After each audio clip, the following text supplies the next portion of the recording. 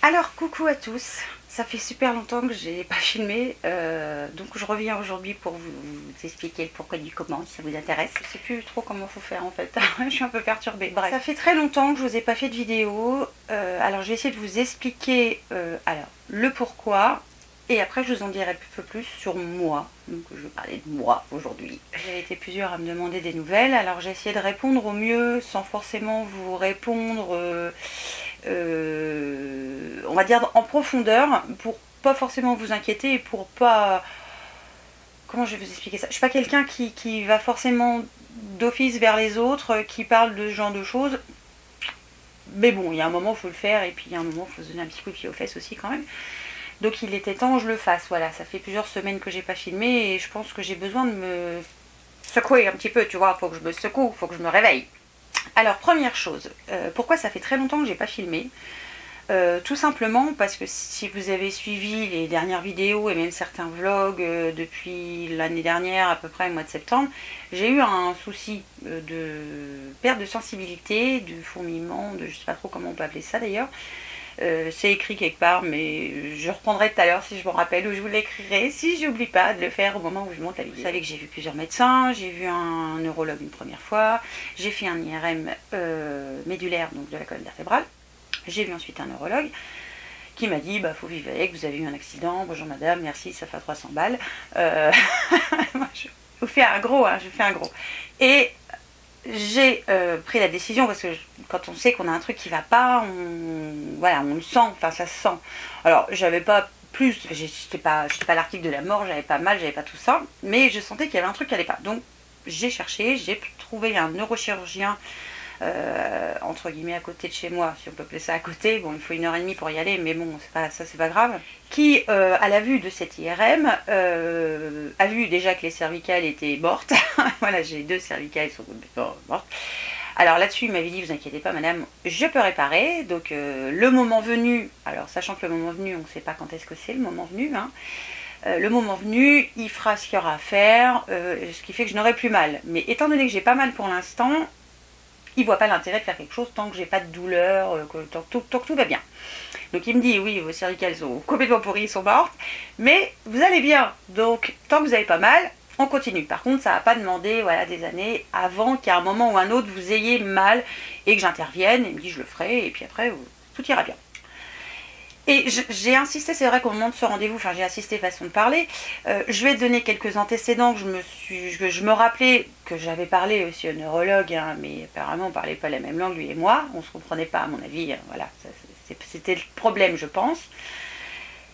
Et au vu de ce que j'étais en train de lui dire, de ce qu'il a vu en détail à l'IRM médulaire et qu'il a eu la gentillesse de me montrer et de m'expliquer ce qu'il pouvait voir sans forcément me donner un diagnostic, il me dit, le mieux c'est qu'on fasse un IRM cérébral. Ok, eh bien écoute, on va faire ça. Donc j'ai pris mon téléphone, hein, parce que d'un coup j'ai tout mis dans mon téléphone. Donc j'ai vu ce neurochirurgien exactement le 21 novembre. Et rendez-vous le 20 décembre donc pour ce fameux IRM cérébral. C'était un jeudi, voilà, le 20 décembre c'était un jeudi. Je reçois quand même les résultats par courrier le samedi matin, donc le 22, 2 jours après. Donc j'étais super contente. Et là, hormis un charabia qui, quand on n'est pas médecin, on ne peut pas savoir, on ne peut pas lire, voilà, on est dans la... Bref, je vois bien quand même qu'il y a un truc qui merde, hein, parce que quand on vous en met une pavasse, et quand on vous dit qu'il y a une présence de lésions, tout ça, bon, bah, ça parle un petit peu quand même qu'on ne peut pas faire de vrais diagnostics, on ne sait pas ce qu'on a.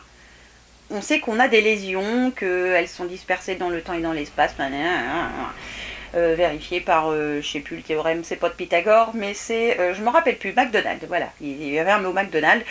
Mon dossier est là, mais je vais pas vous le lire, c'est pas ça qui est intéressant. C'était le samedi matin, je sais très bien que le neurochirurgien n'est pas là le samedi matin, donc qu'est-ce que je fais? On est le 22 décembre, le samedi matin, je dis de toute façon, bon, lundi il travaille pas. Hein, non, attends, c'était quand le 24? Si, j'ai dit le 24 il va pas travailler, le 25, bon, bah, c'est Noël, il va pas travailler, je vais l'appeler le 26. Donc je l'appelle le 26, et là je tombe sur une gentille personne qui me dit que sa secrétaire et lui sont en vacances pour une semaine, qui reviennent la semaine d'après, donc le 2. Qu'est-ce que je fais? Je patiente, hein, donc je passe toute une semaine, tout ça.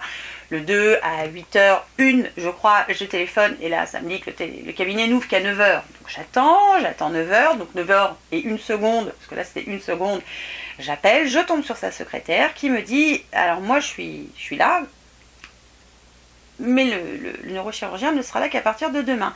Et elle me dit, vous savez, il va avoir beaucoup de travail, il est absent une semaine, ça lui demande beaucoup de travail, vous n'aurez pas forcément une réponse demain. Donc elle me dit, me rappelez pas demain, elle me dit, normalement, il devrait voir ça pour fin de semaine, voire début de l'autre. Ok, je me fâche pas, tout va bien. Je passe la semaine, pas de nouvelles, je dis, putain, il m'en... pas de nouvelles, hein. Je dis bon, je vais pas la harceler encore une fois au téléphone parce qu'elle va me détester. J'attends lundi, mardi, mercredi matin, je téléphone quand même. Je dis bon, j'en ai marre d'attendre. Hein. Et elle me dit, vous savez, il était débordé. Bon, elle me dit que oui, il est débordé. Je me doute, il à l'époque Gaël à s'occuper. Sinon, il serait plus neurochirurgien, il aurait changé de métier. Elle me dit, il vous rappelle. J'y vous êtes sûr, hein, parce que je sais pas que je vais vous embêter, mais voilà, j'attends depuis le 22, le jour où j'ai reçu ce papier, et voilà, comme je suis pas médecin, elle me dit, vous avez pas un généraliste? Si. Et je m'arrête là. Donc elle a très bien compris, elle n'a pas surenchéri. Bon, j'attends. Et là, le vendredi, donc c'était le vendredi, ça, je vous donne les dates, hein, le vendredi 11, le téléphone sonne, il était 3h, je sais pas, peut-être 3h30, un truc comme ça, un petit milieu d'après-midi. Le neurochirurgien qui m'appelle, il me dit voilà, je sors du bloc, tout ça, c'est bien, à mon tour. Il me dit madame, alors effectivement il y a des choses sur votre IRM, nanana, qui disent que vous avez des lésions. Alors là il est en train de me lire l'IRM, ok, je sais lire aussi. Il me dit je peux rien vous dire malheureusement par téléphone. Alors là je le coupe direct, je dis si vous voulez je peux venir maintenant. Voilà, je me barre de mon boulot et je viens tout de suite. Il me dit non, il me dit mais moi, il me dit ce n'est pas mon rôle et ce n'est pas ma spécialité. Il me dit par contre il faut aller voir un neurologue. Encore, j'ai dit le premier a rien vu. Il me dit oui mais là on a plus d'infos, on a plus d'éléments, donc il faudra aller voir un neurologue. Il me donne le nom, je note, je regarde page jaune, tout ça, je téléphone, je tombe sur une gentille jeune femme qui me dit écoutez, j'ai bien une place au mois d'avril. Bon j'ai dit je vais la prendre. J'ai une étude, je vais la prendre.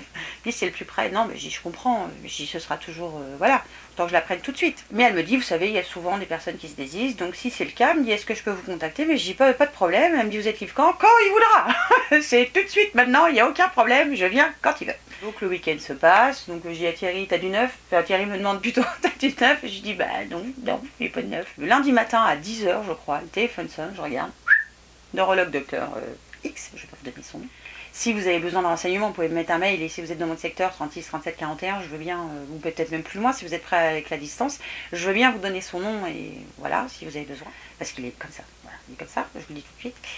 Et le lundi matin, donc à 10h, elle me rappelle, elle me dit j'ai un désistement je vais vous redonner la date parce que je suis perdue avec les dates, pour le 24 janvier. Elle me dit j'ai un désistement pour le 24 janvier. Ah bah j'ai dit oui, il n'y a pas de problème, donc je pose ma journée, mon patron, je lui laisse pas le choix de toute façon, hein, donc il y a un moment, il faut que je veux avoir des réponses, et je voulais, alors, chose que je vous ai pas dit depuis le début de cette vidéo, mais je voulais surtout avoir des réponses pour savoir si mes enfants avaient un risque. Parce que moi que j'ai un problème, c'est une chose, j'ai 40 ans, j'en ai déjà vécu 40 belles, mais eux ils n'ont pas 40 ans. Donc c'était mes enfants quand même, le truc qui me chagrinait vraiment beaucoup, et j'avais une boule au ventre quand même. Donc j'y vais le 24 janvier, tout ça, les semaines se passent, donc le 24 janvier arrive, j'arrive là-bas avec 1 heure d'avance, tout va bien. Et par contre, le toubib à l'heure, alors ça j'apprécie. Un médecin qui est à l'heure, c'est le pied, c'est génial, c'est... Essayez, si vous êtes médecin, d'être à l'heure, à 5 minutes près, c'est franchement appréciable. Donc, il me prend à l'heure, tout ça, je rentre dans son bureau. Oui, cette vidéo va être super longue, hein, je vous l'ai pas dit, mais elle va être super longue. C'est sûr. Le temps que je vous explique tout bien, elle va être super longue. Il me dit, alors avant que vous me posiez des questions, donnez-moi tous vos IRM, tout ça, je regarde et après on discute. Ok, donc il regarde tout ça, je le vois qu'il regarde les images, alors je regarde en même temps que lui. Alors entre l'écran que je pouvais voir et sa tête, je regarde les deux en même temps pour savoir si d'une image à une autre, il y a un changement d'expression, un fronçage d'œil, une grimace. Non, je déconne. Enfin, je faisais ça en vrai, mais je pense qu'il devait s'en rendre compte. Hein. Et il me dit, maintenant, alors une fois qu'il a fini de regarder, il me dit, il me faudrait vos antécédents, votre parcours, petit humour, mais très léger, hein, parce que c'est pas quelqu'un qui se fend la poire pendant toute la séance. Il me dit, non, mais il me dit, votre parcours santé, hein. Je dis, oui, bien sûr, j'en doutais pas, je vais pas t'expliquer depuis que je suis partie ce matin, à quelle heure je suis arrivée, etc., etc. Je commence à expliquer, parce que d'un coup j'ai réfléchi entre le neurochirurgien et lui, j'ai eu plus de 2 mois pour réfléchir à tout ce qui avait pu arriver, des petits signes, des trucs, parce que le neurochirurgien, ça il me l'avait dit, il m'a dit si vous vous rappelez de petites choses, même insignifiantes sur le moment, n'hésitez pas à lui en parler. Je lui dis, en 2007, j'ai fait une névrite optique. Je suis allée à l'hôpital donc à Bretonneau, j'aurais peut-être pas dû le dire mais c'est pas grave, c'est trop tard. Je suis donc allée à l'hôpital, ils m'ont soignée, perfusion de corticoïdes pendant 3 jours pour faire des enflets de nerfs. J'ai ensuite, en 2010, si mes souvenirs sont bons, j'ai eu un problème d'équilibre. Alors ça s'appelle, je me rappelle plus, mais si j'y pense, je vous l'écrirai. En gros, comme je n'avais plus debout et que j'avais tout le temps envie de dégueuler, c'est le mot, je suis allée voir, donc ça m'est arrivé le samedi peut-être, ça avait commencé le vendredi soir, le samedi j'étais encore pas trac et puis le dimanche c'était une catastrophe, donc le dimanche en urgence voir un médecin qui me secoue dans tous les sens parce qu'il pense que j'ai les cristaux de l'oreille qui se sont décollés et ça fait perdre l'équilibre. Donc il me secoue dans tous les sens, là, de chaque côté, plusieurs fois. Il me dit ça ira mieux plus tard. Plus tard c'était toujours pareil. Le lundi je vais avoir un médecin, je lui dis que c'est toujours pas mieux, que je tiens carrément plus debout, quoi. Pour marcher, pour aller jusqu'au cabinet c'était un calvaire. Et c'est pareil, il me secoue et tout ça, et ça change rien. Il me dit, bah écoute, maintenant il faut que tu prennes ça comme médicament, il faut que tu te reposes, et séance de kiné. Donc je fais tout ça. Donc ça a duré 3 semaines, voire 1 mois. Je me rappelle plus bien, mais grosso modo, ça a duré 3 semaines avant que je puisse tenir vraiment debout longtemps, sans avoir envie ou de dégueuler ou d'être sur le point de me casser la gueule. Quand j'étais ado, j'avais 17 ans, c'était l'année du bac. J'ai attrapé une très grosse bronchite qui s'est transformée en pneumopathie virale. Donc j'ai mis plusieurs mois avant de guérir. Donc je toussais, dès que je toussais, je vomissais, donc je maigrissais à vue d'œil. J'ai jamais été aussi légère de toute ma vie pendant cette époque-là. C'était bien, c'est dommage. Depuis peut-être 21, 22 ans, un truc dans ce genre-là, j'ai des vertiges, mais qui durent une demi-seconde, un quart de seconde, c'est rien. C'est au moment où par exemple j'ai tourné la tête, hop, ça me fait un petit vertige, mais ça part tout de suite. Et je dis donc après névrite optique en 2007, et là j'avais oublié de lui dire, j'étais enceinte de mon fils d'un mois à peine peut-être, j'étais pas encore allée voir la gynéco, donc je savais que j'étais enceinte, mais il y avait que moi qui le savais.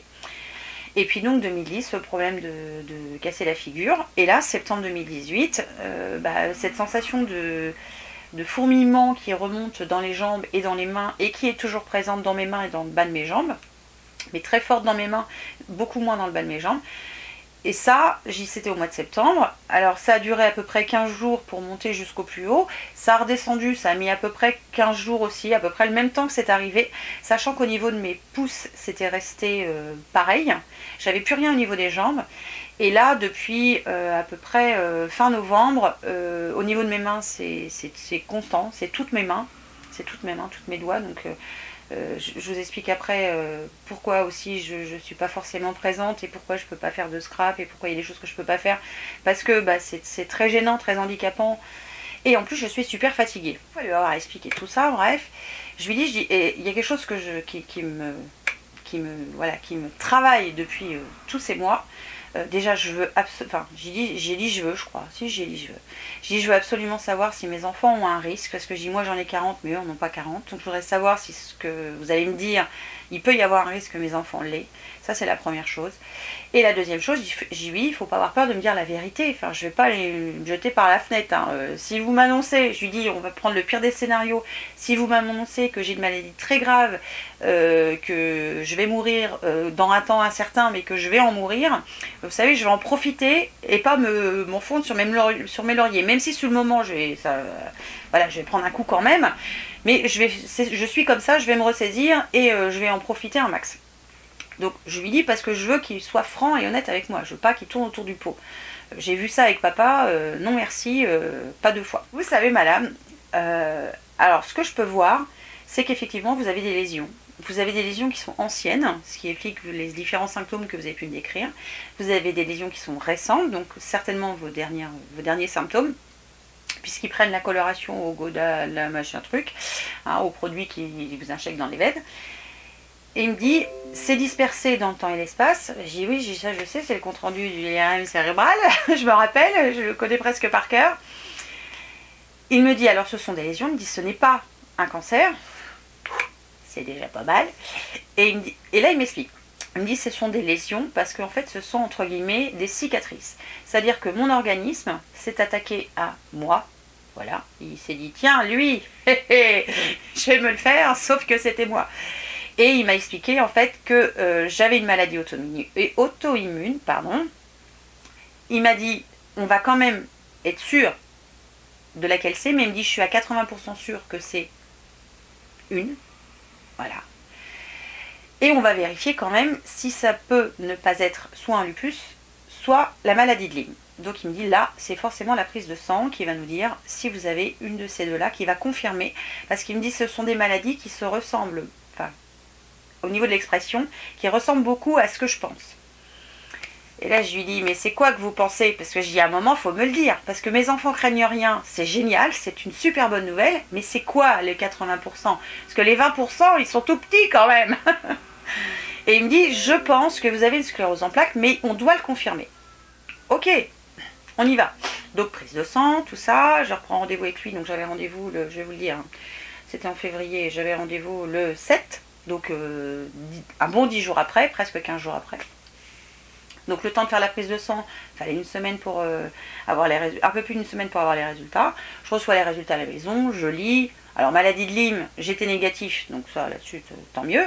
Alors il m'avait déjà expliqué que pour la maladie de Lyme, il ne fallait pas que je m'inquiète si je voyais un positif, parce qu'il existe des faux positifs. Ça c'est pratique aussi, quand tu veux savoir ce que tu as, c'est vachement pratique. Et puis donc tout ce qui était protéines du foie pour savoir si ça pouvait pas être un lupus. Bref, bon. Je vous passe les détails parce que je ne suis pas experte et je risque de vous dire des bêtises. Et je regarde l'analyse bonne, je regarde vitamine D.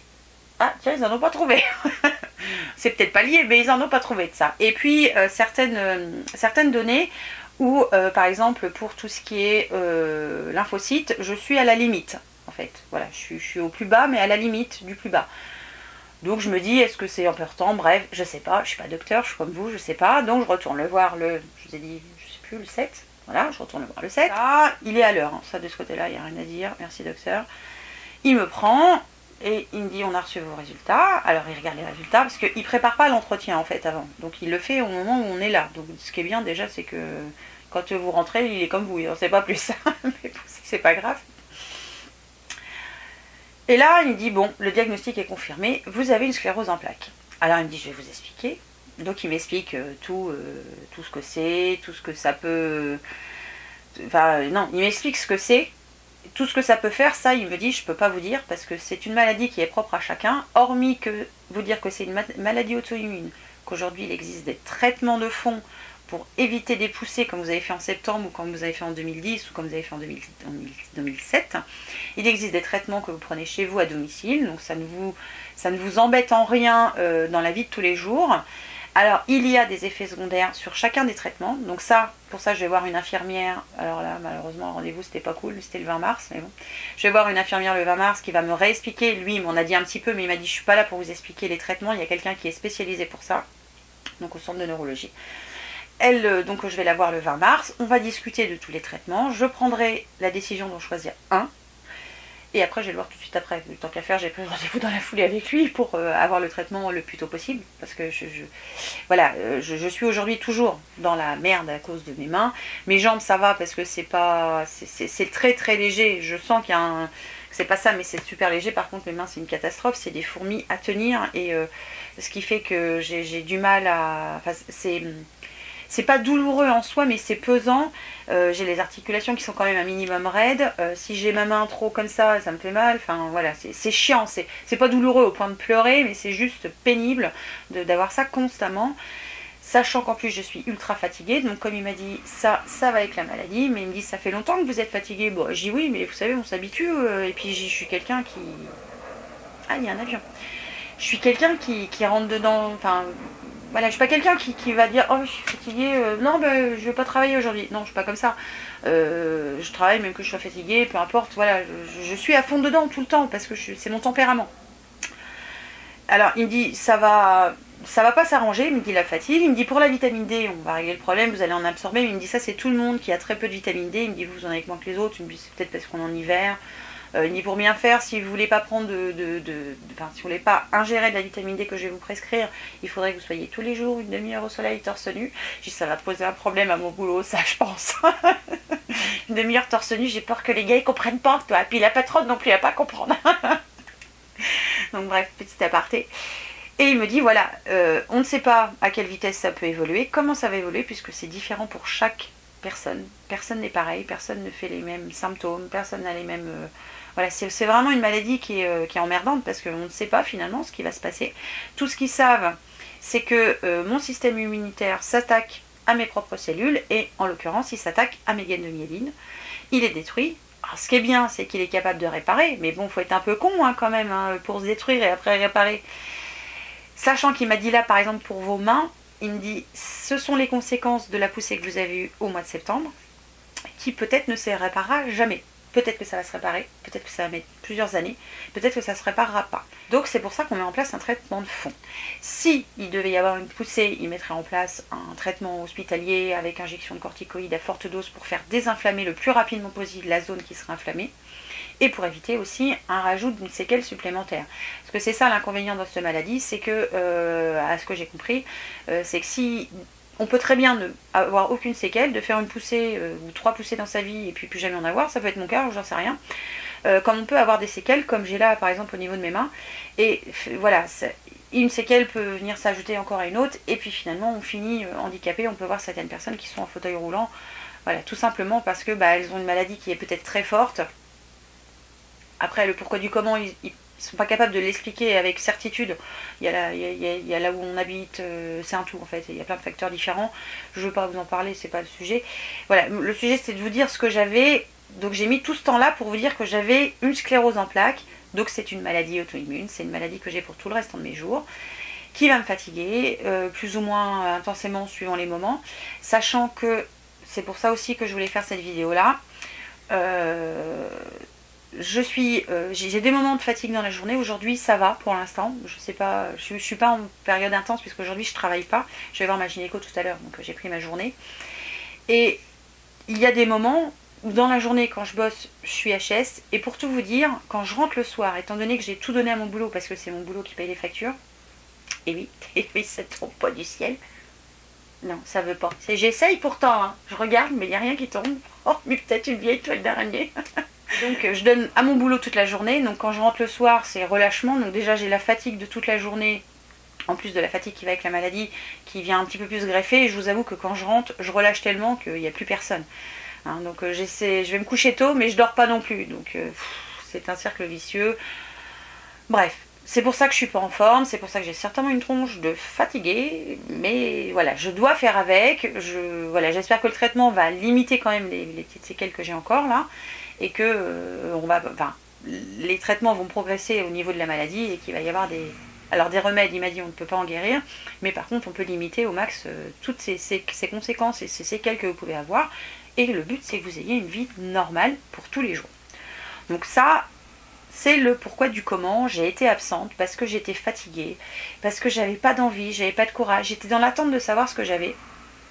Et pour tout vous dire, alors après il y a le moment où j'ai eu la réponse de ce que j'avais, qui met entre guillemets un coup, mais pas vraiment, parce que il avait quand même avancé certaines choses la première fois que je suis allée le voir, donc je m'attendais un petit peu quand même à un résultat d'une maladie quelle qu'elle soit. Ce que je voulais pas, c'était forcément mourir demain, parce que j'ai encore plein de choses à faire, hein. J'ai pas envie de mourir tout de suite. D'ailleurs, il m'a dit que j'allais encore l'enquiquiner pendant 60 ans. Je suis fatiguée quand je rentre le soir, je suis crevée, le week-end des fois j'ai pas envie. Et puis pour tout vous dire, moins on fait de vidéos et moins on essaie de se bouger un peu le cul, quoi, moins on a envie de le faire. Donc là, il était temps que je me mette un coup de pied aux fesses. Ça fait du bien, mais il fallait que je me le mette moi, hein. C'était pas la peine qu'il y en a d'autres qui me le mettent, hein. Il y en a qui ont essayé, ça n'a pas marché. Et puis justement, il y a ces personnes extérieures, ça il m'en a parlé parce que j'ai dit comment je l'annonce à mes enfants. Donc il m'a dit vos enfants ils vont bien comprendre, ils sont très intelligents, ce sont les enfants les plus intelligents. Les adultes, il m'a dit, vont vous miner le moral. Et effectivement ça s'est vérifié. Ou alors il m'a dit vous allez avoir affaire à des gens qui ne comprennent pas et qui forcément vont ramener le problème sur eux. Et là-dessus, il n'a pas tort. Je l'ai constaté aussi. C'est vrai que les adultes, nous les adultes, hein, parce que je suis, enfin, je sais pas si je suis adulte, peut-être pas, remarqué, je sais pas. Mais c'est vrai que les adultes ont un comportement très particulier, c'est-à-dire où ils sont là, dire oh ma pauvre. Et là, si t'as pas un moral d'acier, tu vas acheter une corde et puis tu te pends. Ou alors c'est ah oui bah tu sais moi il m'arrive ce genre de choses aussi, j'ai peut-être ça aussi. Donc voilà, enfin, bon on voit tout hein, dans les périodes adultes, et puis des gens qui comprenaient pas pourquoi j'étais pas là, qui trouvaient que j'avais pas d'excuses. Enfin voilà, j'ai vu tout et n'importe quoi ces dernières semaines. Et c'est pour ça aussi que dans le coup ça me donnait pas envie de faire de vidéo, parce que j'avais pas envie qu'on vienne me juger sur ce que j'allais dire. Et là il a fallu que je me ressaisisse, que je me mette le coup de pied aux fesses pour l'envie, et puis pour me dire après tout c'est toi, t'en as rien à foutre de ce que les autres peuvent penser. Et effectivement j'en ai rien à foutre de ce que certains peuvent penser. Si vous êtes dans l'eau, vous regardez cette vidéo. Salut. Aujourd'hui, quand même, je vais finir vite fait. Je vais essayer de finir. Aujourd'hui, ça va. Je ne veux pas dire que je suis au mieux de ma forme, que je suis fatiguée, donc il n'y aura pas forcément de vidéos régulières. Je peux pas faire ça. Je vais essayer de reprendre le rythme que j'avais avant, parce que j'aime ça, ça me fait du bien en même temps. Mais ça me crève. Donc voilà, faut faire un choix, et je veux passer aussi du temps avec mes enfants, avec mon mari, faire des choses ensemble. Chose que j'avais un peu mis de côté dans le coup avec YouTube, parce que je passais beaucoup de temps sur YouTube, peut-être de trop. Et finalement je voulais pas passer à côté de quelque chose par rapport à ma famille, mon environnement. Donc ça c'était une petite chose que je voulais vous dire aussi. Donc je sais pas comment vont arriver les vidéos, vous verrez bien hein. J'ai quelques petites idées sur certaines. Faire des créations je vais essayer, c'est pas gagné que je mette un temps au court, donc je le ferai sur plusieurs fois, tant pis. Mais voilà, j'ai envie d'essayer parce que j'ai envie de me forcer à faire marcher tout et avoir de la concentration, même si je suis fatiguée, parce que c'est ça mon problème. Quand je rentre le soir, je suis fatiguée de mon boulot de la journée, et dans le coup la concentration je l'ai pas, je perds du temps, je mets 3 semaines avant que l'idée elle arrive à sortir de là pour arriver sur le papier, elle n'arrive pas toujours. Donc voilà, c'est un tout, et c'est pour ça aussi que je voulais vous dire un petit peu tout ça, que je sais pas comment vont arriver les vidéos par la suite. Ce sera peut-être pas régulier, enfin je pense que ce sera pas régulier, donc je préfère vous le dire. Et je voulais aussi, et là je vais finir là-dessus, enfin j'espère que je vais finir, parce que sinon si je pense encore un truc je vais vous le redire. Je voulais aussi remercier toutes les personnes qui m'ont envoyé un message en me demandant si j'allais bien, qui s'inquiétaient de ne pas avoir de mes nouvelles, et qui espéraient que ça allait aller, qui ne voulaient pas forcément en savoir plus, et ça j'ai apprécié aussi. Donc c'est pour moi quelque chose d'important de voir des personnes qui ne sont pas forcément curieuses de ce qui pouvait m'arriver, mais juste prendre des nouvelles. Et pour ça je voulais vous remercier du fond du cœur, parce que ça m'a beaucoup touchée. Et j'ai trouvé cet échange vraiment agréable, et vraiment ça m'a beaucoup touchée, et je voulais vous remercier les personnes qui l'ont fait.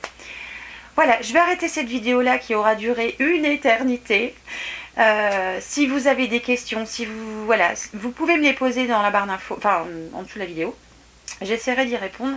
Si vraiment c'est très important, je ferai peut-être qu'une vidéo, parce qu'aujourd'hui je ne sais pas si je suis capable de répondre à tous les commentaires régulièrement tout le temps. Il y a ça aussi, et pour ça je m'excuse. Je le dirai peut-être à chaque vidéo que je vais faire, mais pour l'instant je suis pas dans cette optique là. J'ai beaucoup de mal à tout faire, et je veux faire les choses par priorité. C'est à dire que quand je rentre, j'ai ma journée de boulot, quand je rentre le soir, comme je suis un peu KO, je fais l'urgent tout de suite, et tout le reste passe après. Sachez que voilà, c'est pas que je vous ignore, c'est pas du tout ça, c'est pas mon style. Si vous me suivez, vous savez que c'est pas du tout ça. C'est juste que j'en ai pas la force sur le moment. Et voilà, tout simplement. Allez, sur cette fin, un peu n'importe quoi, tout mélangé, comme d'habitude, moi je prépare pas une vidéo. Je vous fais évidemment plein de bisous, et je vous dis à très vite pour une nouvelle vidéo. Ciao!